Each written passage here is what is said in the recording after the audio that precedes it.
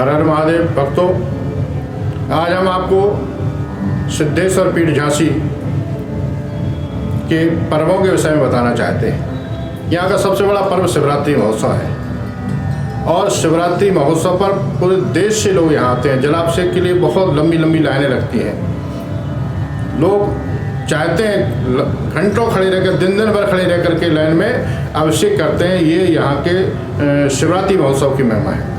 शिवरात्रि महोत्सव के बाद जैसे ही होली का पूजन हो जाता है, उसके बाद बुंदेलखंड का होलिकोत्सव चलता है।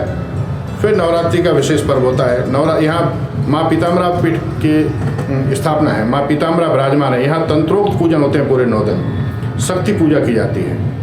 नवरात्रि महोत्सव होता है। उसके बाद अक्षय तृतीया के समय पूरे 1 सप्ताह का काल सर्प पूजन होता है।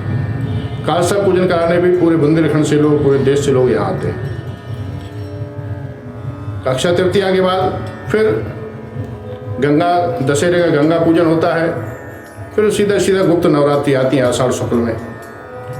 उसमें भी तंत्रोक्त पूजाएँ होती हैं, मंत्र पूजा होती है, शक्ति आराधना होती है। फिर गुरु पूजन एक ऐसा पर्व है जो हमारी गुरु परंपरा, द्वितीय पीताम्बरा पीठाधीश्वर स्वामी जी महाराज हमारी गुरु परंपरा के आचार्य हैं।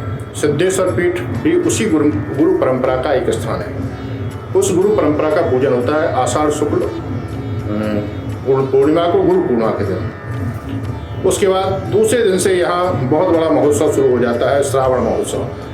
पहले दिन से ही जलाभिषेक शुरू हो जाता है, कांवड़ यात्रा शुरू हो जाती है। लोग बेतवा से, गंगा से, यमुना से, विभिन्न तीर्थों से, गंगोत्री तक से ला करके कांवड़ लेकर के जल आते हैं और भगवान सिद्धेश्वर को जलाभिषेक करते हैं।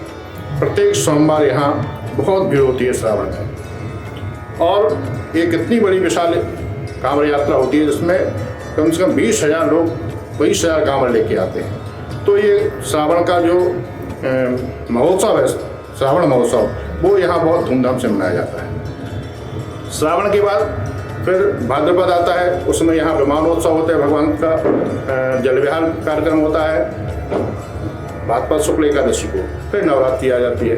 नवरात्रि में फिर पुनः पूजन होता है माई का। फिर दीपोत्सव होता है दीपावली को। फिर तुलसी जी का विवाह होता है। फिर श्री राम विवाह होता है।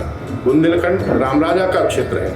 यहाँ राम राजा विराजमान है। अयोध्या से आकर के भगवान यहीं विराजे, यहीं की राज तिलक किया गया। यहाँ राम राजा कहलाते हैं। इसलिए पूरे बुंदेलखंड के लोग सिद्धेश्वर पीठ में श्री राम विवाहोत्सव मनाने आते हैं। ओरछा राम विवाहोत्सव मनाया जाता है। उसके बाद श्री राम विवाहोत्सव सिद्धेश्वर पीठ में भी मनाया जाता है। राम विवाहोत्सव के बाद मकर संक्रांति होती है, उसमें भी बहुत बड़ा पर्व होता है हमारे यहाँ। फिर सरस्वती पूजन होता है। हमारी गुरु परंपरा में सरस्वती मंत्र दिया जाता है, वो बसंत पंचमी के दिन। ये भी 1 सप्ताह चलने वाला विशेष अनुष्ठान है जिसमें छात्रों को सारस्वत मंत्र से दीक्षित किया जाता है, मंत्र दिया जाता है। इसमें हजारों लाखों विद्यार्थी आते हैं और मंत्र लेते हैं और उनकी वो मेला भी बनते हैं। इस भावना से किया जाता है। इसके बाद माघ पूर्णिमा का स्नान करने के बाद सीधे पुनः शिवरात्रि महोत्सव होता है। इस प्रकार पूरे साल भर के हमारे कुछ गिने चुने विशेष पर्व हैं। इनमें भी आपका स्वागत है। हम आपको इसके बारे में बीच में भी जानकारी देते रहेंगे। नमस्कार।